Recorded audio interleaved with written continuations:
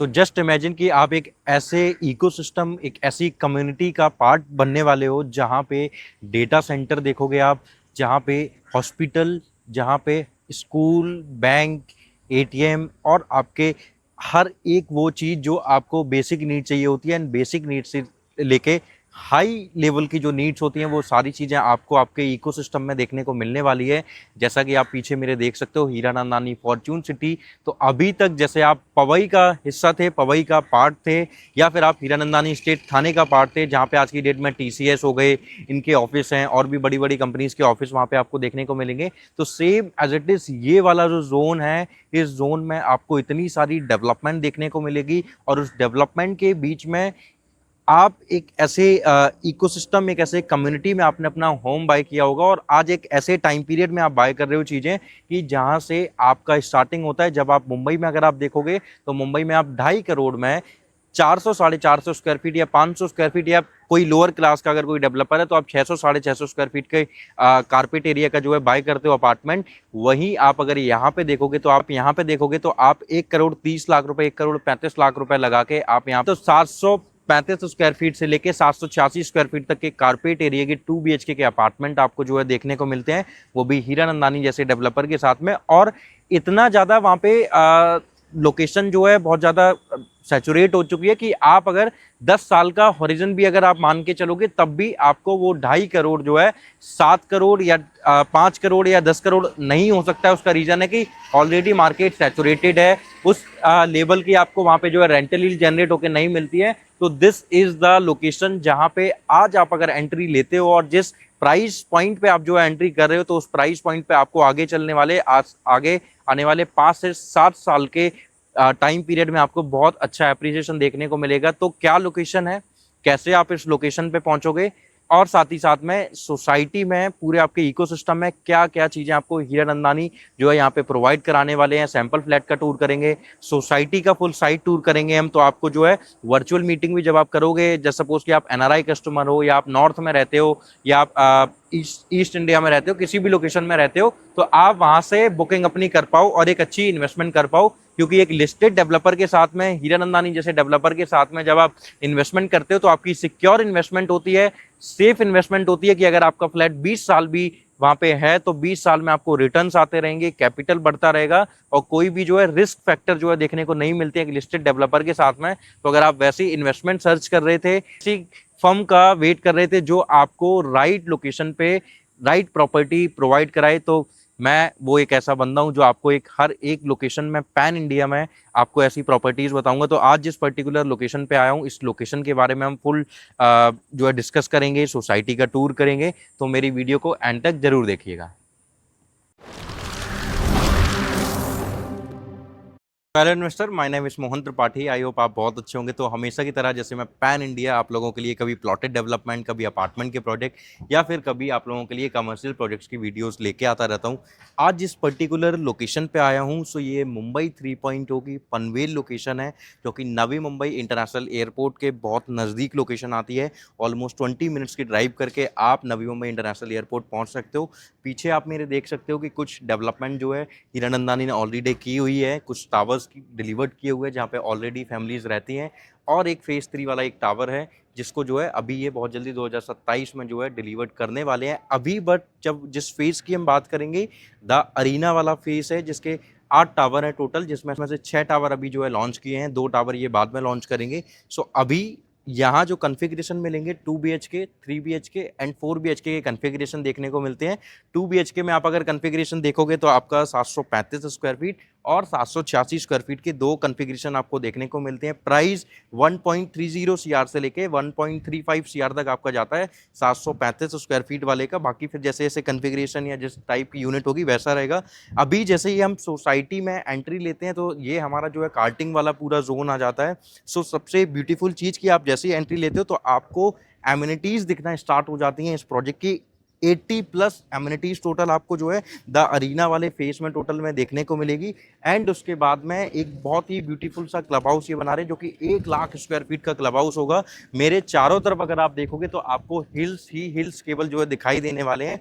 तो सबसे ब्यूटीफुल चीज की आपके चारों तरफ नेचर बहुत रहने वाला है, प्लस ग्रीनरी आपको जो है देखने को मिलेगी। अभी इधर आप देखोगे पूरा, तो ये पूरा जो है एमिनिटीज वाला इनका पूरा जोन आ जाता है। अब अगर यहाँ पे जैसे 2 BHK बताया, वैसे 3 and 4 BHK कन्फिग्रेशन अगर हम देखें तो 1028 स्क्वायर फीट से लेके आपको जो है यहाँ पे 1900 स्क्वायर फीट तक के जो है कन्फिग्रेशन देखने को मिलते हैं, जिनका प्राइस 1.91 CR से स्टार्ट हो जाएगा और 3,85 करोड़ रुपए तक जो है इनका प्राइस जाता है। अभी अंदर चल के अपने को क्या करना है, सो यहाँ से आप देख सकते हो कि ये एक ट्यूको का आ जाता है, टाटा का प्लांट है जो कि इनको इलेक्ट्रिसिटी प्रोवाइड कराएगा। उसके बाद में जो आप फेज 3 देख रहे हो जिसको ये डिलीवर करने वाले हैं 2027 में, सो वो ये वाला फेज आ जाता है। एंड ये वाले फेज जो है ये इन्होंने ऑलरेडी डिलीवर किए हुए हैं। So forest enclave and golden willow वाला जो फेज है वो 2027 में ये जो है डिलीवर कर देंगे। सो 2 फेज इनके डिलीवर्ड हैं, एक डिलीवर्ड करने वाले हैं। अभी जिसकी हम बात कर रहे हैं द अरीना, इसका पोजीशन जो होगा वो उसका पोजीशन आपको ये प्रोवाइड कराएंगे 2030 जून में। रेरा डेट हालांकि 2031 की है, बट इन लोगों ने प्लान किया कि हम 2030 के जून में ही इनको जो है प्रोजेक्ट को डिलीवर कर देंगे। सो अभी इस पर्टिकुलर लोकेशन में क्या कैसी चीज़ें इन्होंने बना के डिलीवर्ड की हुई हैं, पोडियम पे एमिनिटीज, क्लब हाउस, वो सब कुछ अभी हम साइट टूर करेंगे पूरा। उसके बाद में फिर हम वहाँ पे ही डिस्कस करेंगे सैंपल फ्लैट में कि किस तरीके से आपका यहाँ पे कैपिटल एप्रिसिएशन होगा, कैसे आपकी रेंटल यील्ड यहाँ पे जनरेट होगी। और मुंबई 3.0 नवी मुंबई की स्टोरी पूरी समझेंगे कि क्या स्टोरी थी, कैसे महाराष्ट्र गवर्नमेंट मुंबई से नवी मुंबई तक पहुंची और आज नवी मुंबई से मुंबई 3.0 नैना सिटी तक पहुंच चुकी है। तो उसके बारे में अब हम डिस्कस करेंगे। तो अब हम चलते हैं अपने जो डिलीवर्ड फेस है उनको हम एक बार विजिट करते हैं।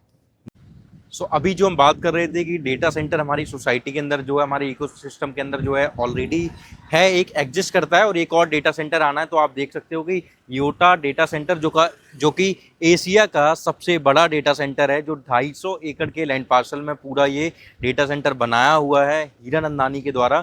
और ऐसा ही एक और डेटा सेंटर जो है वो लेके आने वाले हैं। तो 2 डेटा सेंटर आपके खुद के इकोसिस्टम में होगा। अब इससे आपको फ़ायदा क्या होगा कि एम्प्लॉयमेंट जनरेट होता है, और एम्प्लॉयमेंट जनरेट होगा तो जिसका यहाँ पे ट्रांसफ़र होना होगा, या फिर जो लोग यहाँ पे आएंगे, कुछ 1 साल के लिए लोग आएंगे, कुछ 2 साल के लिए आएंगे, कुछ 4 साल के लिए आएंगे, तो वहाँ से आपकी रेंटल यील्ड जो है बहुत अच्छी जनरेट होती है। तो आज की डेट में अगर आप यहाँ पे अगर आप देखोगे कि रेंटल सर्च कर रहे हो, आपको 1 BHK या 2 BHK अपार्टमेंट फुल्ली फर्निश्ड या रॉ फ्लैट अगर चाहिए रेंट पे, तो आप देखोगे आपको ऑप्शन बहुत कम देखने को मिलेंगे। उसका रीज़न है कि ऑक्यूपाइड हैं ऑलरेडी, जो इन्होंने टावर डिलीवर्ड किए हुए हैं उन टावर्स में ही जो है आपको रेंट के लिए देना पड़ता है। तो आज की डेट में जब यहाँ पे आसपास केवल ये डेटा सेंटर और लॉजिस्टिक हब है उड़ान के अंदर में बहुत सारा, और आसपास जो है लोग रह रहे हैं, तो उनकी वजह से ही केवल जब यहाँ पे देखो अवेलेबल नहीं है चीज़ें, तो जब इतना बड़ा जो है इकोनॉमी यहाँ पे जो है जनरेट करने वाली है, डिजिटल इकोनॉमी का हब होगा मुंबई 3.0 नैना सिटी, एंड साथ ही साथ में जो है ट्रेड हब पूरा पनवेल बनने वाला है। तो सोचो कि कितना एम्प्लॉयमेंट जनरेट होता, कितना रेंटल एप्रिसिएशन आपको मिलेगा, और साथ ही साथ में कैपिटल एप्रिसिएशन जो बढ़ के जाने वाला है वो। तो ये मेरा मकसद था आपको कि डेटा सेंटर दिखाना, कि डेटा सेंटर भी ऑलरेडी एग्जिस्ट करता है सोसाइटी के अंदर में। अभी जिस इकोसिस्टम की मैं बात कर रहा था कि जो डिलीवर्ड फेस है उसमें चलते हैं, तो ये आप पूरा देख सकते हो किस तरीके से जो है पूरा इन्होंने जो है डिलीवर्ड किए हुए हैं फेजेस। तो आप देखोगे कितने इनका जो शेप आप देख रहे होगे, पूरा एलिवेशन कितना ब्यूटीफुल एलिवेशन है। सो नियो क्लासिकल एलिवेशन पे जो है इनके सारे प्रोजेक्ट्स आपको देखने को मिलते हैं। सो दिस इज इकोसिस्टम जो हीरानंदानी हमेशा प्रोवाइड कराता है, जैसा पवई में उन्होंने प्रोवाइड कराया, जैसे उन्होंने थाने में प्रोवाइड कराया। एंड अगर मैं पवई जब स्टार्ट हुआ था तब आप अगर प्राइसिंग अगर आप देखोगे ऑलमोस्ट 18 से 20 साल पहले, तो आपको चीज़ें वहाँ पे 700 रुपये, 800 रुपये, 1000 रुपये पर स्क्वायर फीट के प्राइस पे चीज़ें जो है देखने को मिलती थी।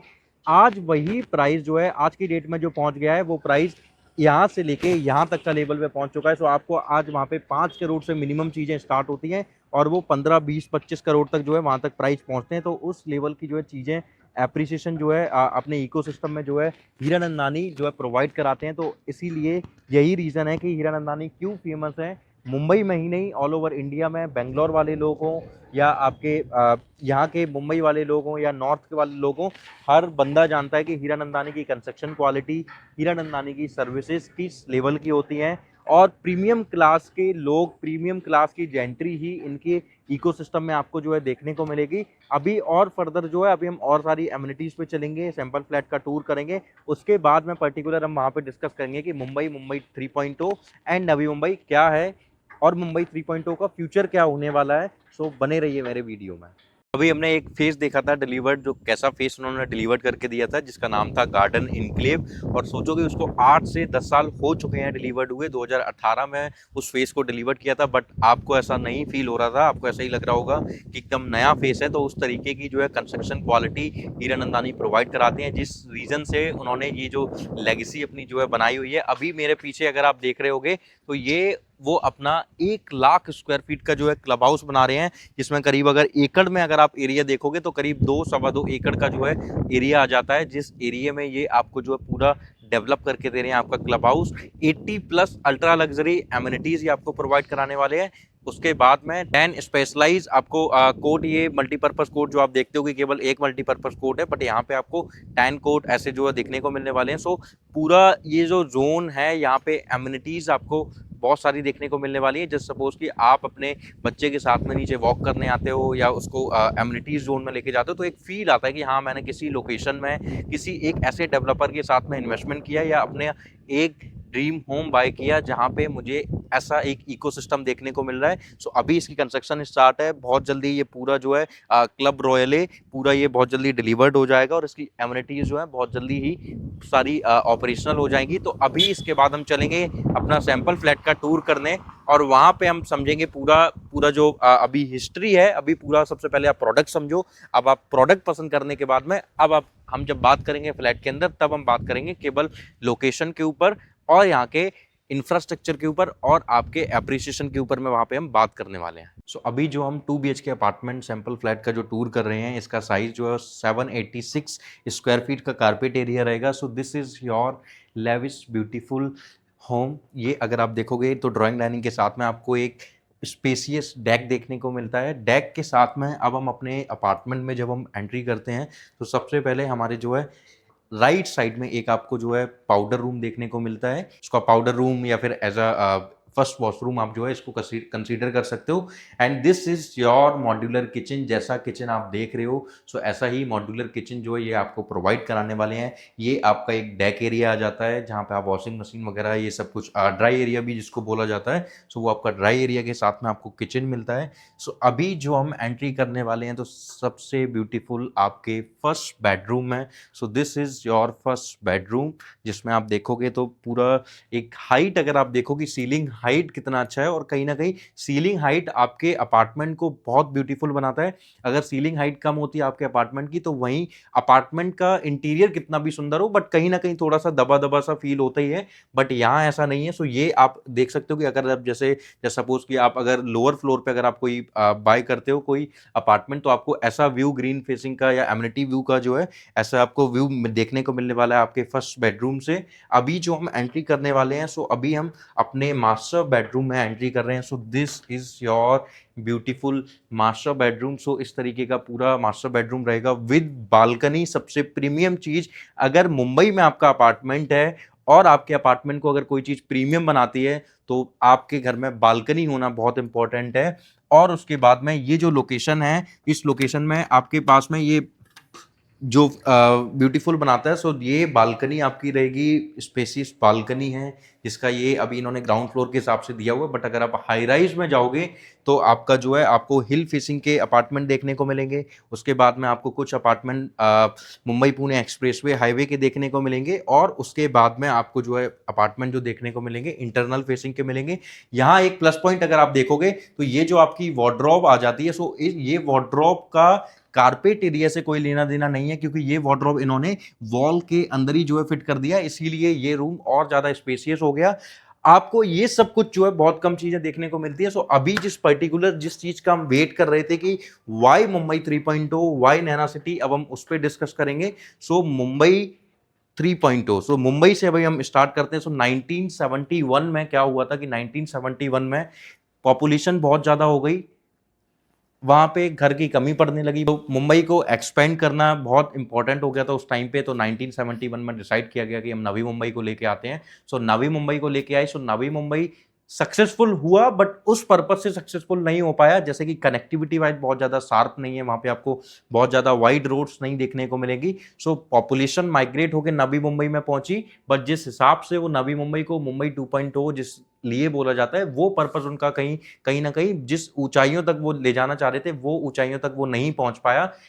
तब उन्होंने अब दोबारा से डिसाइड किया कि जो हाल मुंबई का हो गया था 1971 में, सेम नवी मुंबई का भी आज हो गया, कि पॉपुलेशन इतनी ज्यादा हो गई है वहां पे कि घरों की कमी पड़ रही है। और Mumbai is the only city in all over India की, आपको अगर 1 लाख लोग मुंबई में आते दिख रहे हैं तो 90,000 लोग मुंबई में परमानेंट स्टे करते हैं, और केवल 10,000 लोग ऐसे होते हैं जो वहां से वापस जाते हैं। सो यहाँ पॉपुलेशन बहुत ज्यादा है। यहाँ पे अगर आप कहीं पे स्टैंड अलोन टावर भी देख रहे हो और आसपास कुछ भी नहीं है, वहां पे भी आपको ऐसी कोई भी बालकनी नहीं देखने को मिलेगी जहां पे कपड़े नहीं सूख रहे हो। तो इतनी ज्यादा पॉपुलेशन है कि यहाँ पे घरों की डिमांड बहुत ज्यादा है। कहीं ना कहीं आप अगर ये मुंबई 3.0 वाला जोन देखोगे, सो इस जोन में आपको क्या सबसे बड़ा प्रॉफिट होने वाला है। सो मुंबई एंड नवी मुंबई के जो ड्रॉबैक थे, वो ड्रॉबैक यहाँ पे कंप्लीट किए गए। एंड दूसरा सबसे बड़ा माइनस पॉइंट वहां पे क्या है कि आपको वहां पे नेचर से आपको बहुत दूर रखा गया है। यहाँ आपके पास में प्लस पॉइंट क्या है कि यहाँ पे जितनी भी ग्रीनरी, हिल्स, जो कुछ भी आपको वाटरफॉल्स वगैरह जो कुछ भी आप अभी तक सुनते थे, वो सब कुछ आपको पनवेल में, करजत में, खोपोली, लोनावला, यहाँ की नेचर की चीजों को, यहाँ की सुंदरता को कभी भी फ्यूचर में नहीं छेड़ा जाएगा।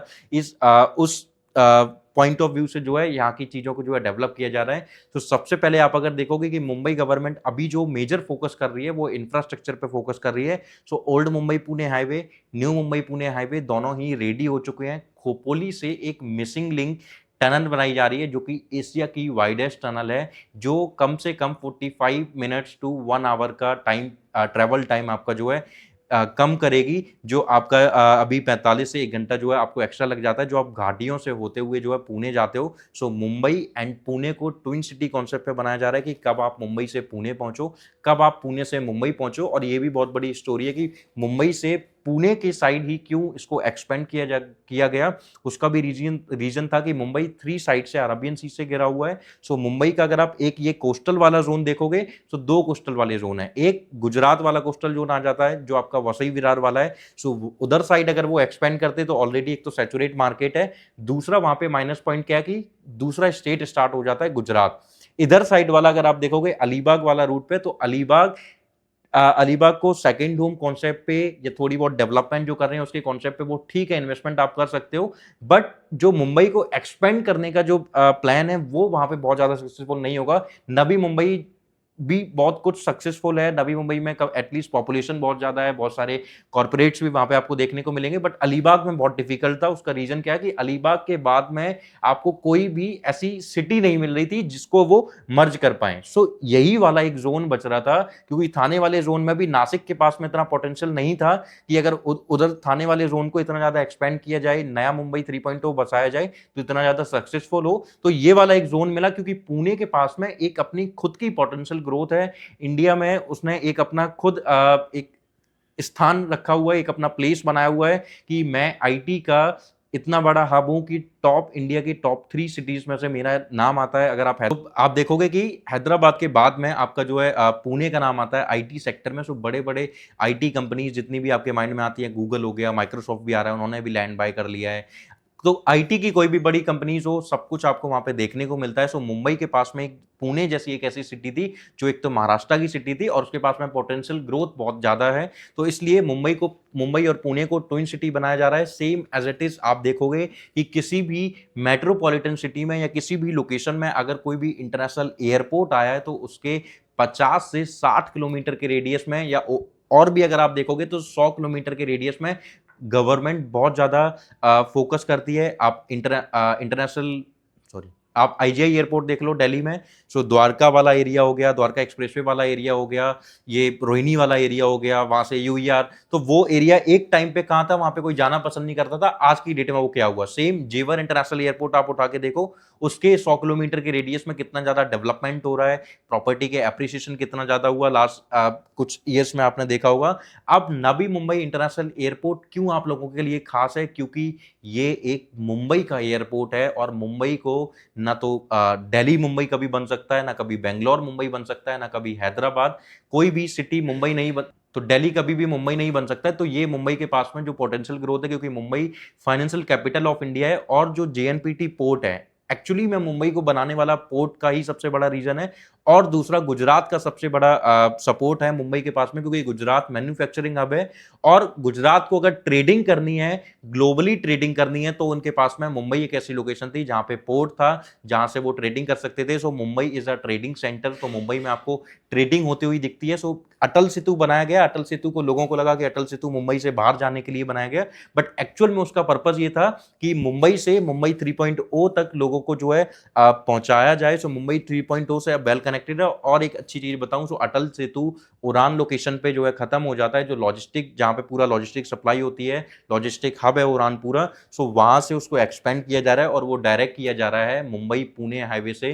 तो ये भी एक बहुत बड़ा प्लस पॉइंट आपके पास में आता है। तो कनेक्टिविटी वाइज बहुत ज्यादा एक ऐसी लोकेशन है जो शार्पली इंटरनेशनल एयरपोर्ट से कनेक्टेड है, शार्पली एक ऐसे एक्सप्रेसवे से कनेक्टेड है, अटल सेतु जैसे हाईवे से कनेक्टेड है, जो आपको सीधा मुंबई, साउथ मुंबई से कनेक्ट कराता है। सो अगर आप साउथ मुंबई पहुंचना चाहते हो, तो आप 40-45 मिनट्स की लोकेशन, 40-45 मिनट्स के टाइम पीरियड में आप जो है साउथ मुंबई पहुंच जाते हो। उसके बाद में अगर आप नवी मुंबई देखोगे, तो आप नवी मुंबई भी बड़े आसानी से पहुंच जाते हो सीधा वासी ब्रिज होके, क्योंकि वो वाला जो ट्रैफिक था अटल सेतु की, जब अटल सेतु नहीं था तो वासी ब्रिज से ही सबको होके आना पड़ता था, तो वो ट्रैफिक कम हो गया। तो आज की डेट में आप विदाउट ट्रैफिक जो है वासी ब्रिज से आप सीधा जो है उस वाले पूरे जोन में एंट्री कर जाते हो। यहां से अगर आप अंधेरी जाना चाहते हो, तो आप ऑलमोस्ट मेरे हिसाब से 1 सवा घंटा के टाइम पीरियड में जो है आप यहां से अंधेरी पहुंच जाते हो। तो ऐसी एक स्ट्रेटेजिकली ये लोकेशन है, ये ओल्ड मुंबई पुणे हाईवे पे प्रॉपर जो है एग्जिस्ट करता है ये वाला प्रोजेक्ट।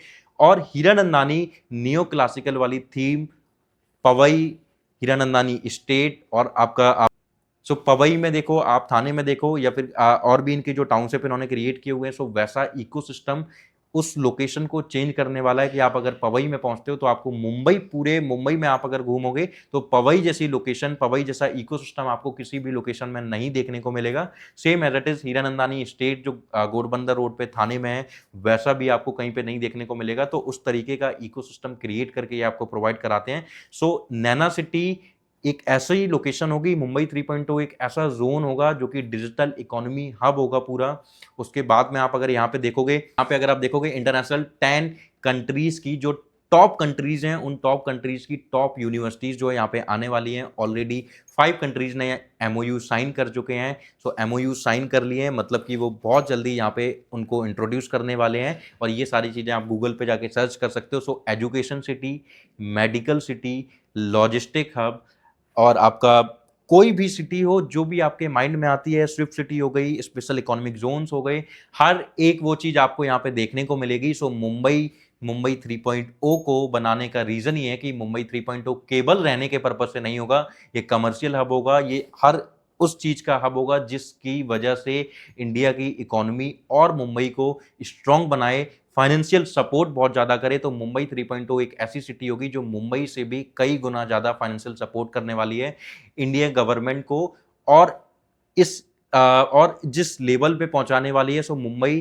के पास में एक ऐसी लोकेशन जो खुद में एक इतनी ब्यूटीफुल सिटी बनने वाली है, वहां पे हीरानंदानी जैसे डेवलपर का एक ऐसा इकोसिस्टम, और इतना छोटा टिकट साइज की आपको 1.35 सीआर में 2 BHK का अपार्टमेंट मिल जाता है, 735 स्क्वायर फीट के कारपेट एरिया का, जिसको अगर आप 10 साल का हॉरिजन मान के चलो, तो आपका ये 1.35 सीआर ऑलमोस्ट 4x से लेके 5x तक की जो है ग्रोथ आपको देखने को मिलेगी। और सेम एज इट इज जिस हिसाब से यहाँ पे रेंटल यील्ड आज की डेट में जो है जनरेट हो रही है, तो आगे आने वाले जब तक ये पूरा इकोसिस्टम रेडी होगा तब तक किस लेवल पे पहुंच जाएगी। सो ये अनटचेबल वाली प्रॉपर्टी है, जिसने आज यहाँ पे बाय कर लिया उसने पैसा बना लिया, और जो आज सोचता रहा वो कल यहाँ पे प्रॉपर्टी बाय नहीं कर पाएगा। तो ये एक ऐसी लोकेशन है। पेमेंट प्लान आपको जो है कंस्ट्रक्शन लिंक पेमेंट प्लान यहाँ पे आपको देखने को मिलेगा। 20x5 का पेमेंट प्लान भी आपको यहाँ पे देखने को मिलता है। हर साल 20-20% आपको पैसा देना है, बट उसमें 60% की लोडिंग आ जाती है। तो मोटा मोटा जो 1,35,00,000 का अपार्टमेंट है वो आपको 1,44,00,000 का बैठेगा जाके। बट हाँ, मुझे ऐसा लगता है कि इस पेमेंट प्लान में आपको लोन से कई गुना ज्यादा बेहतर है ये, कि लोन के मुताबिक ये वाला आपको जो है फिर भी कम कॉस्टली पड़ रहा है, और आपको किसी से कोई भी पैसा उधार नहीं लेना पड़ रहा है, फिर चाहे वो बैंक हो या फिर कोई लोग हो। उधार लेना मेरे हिसाब से बहुत ज़्यादा अच्छा नहीं होता है। तो इससे अच्छा कि आप 20x5 में जाओ। थोड़ा सा लोडिंग आ रहा है, बट हाँ आपके जेब से जा रहा है, आपके ऊपर कोई लोड नहीं है कि किसी दूसरे बंदे को पैसे देना है, आपको अपने घर के लिए पैसे देना है। तो वो सबसे बड़े प्लस पॉइंट है। उसके बाद में सैलरीड पर्सन के लिए भी इन्होंने कुछ पेमेंट प्लान निकाला हुआ है। 2 BHK का अपार्टमेंट यहाँ पे जो है बाय करते हो तो आपकी 7,999 रुपए की 36 महीने की जो है EMI लगेगी, और अगर आप 3 BHK में जाते हो तो आपका वहीं 14,999 रुपए की जो है EMI आपको देनी पड़ेगी। तो ऐसे अट्रैक्टिव पेमेंट प्लान ही आप लोगों के लिए लेके आए हैं। तो अगर आप भी चाहते हो कि प्राइस रिवाइज होने से पहले और प्रीमियम इन्वेंट्रीज निकलने से पहले हीरानंदानी के इस ऐसे इकोसिस्टम में और मुंबई 3.0 नैना सिटी वाले जोन में इन्वेस्टमेंट करना, तो नीचे दिए गए नंबर पे कॉल कीजिए, वीडियो कॉन्फ्रेंस पे कनेक्ट कीजिए, या फिर आप जो है आज ही अपनी विजिट प्लान कीजिए और जल्द से जल्द अपनी एक प्रीमियम इन्वेंट्री जो है बुक कीजिए यहाँ पे। Thank you so much for watching my this video.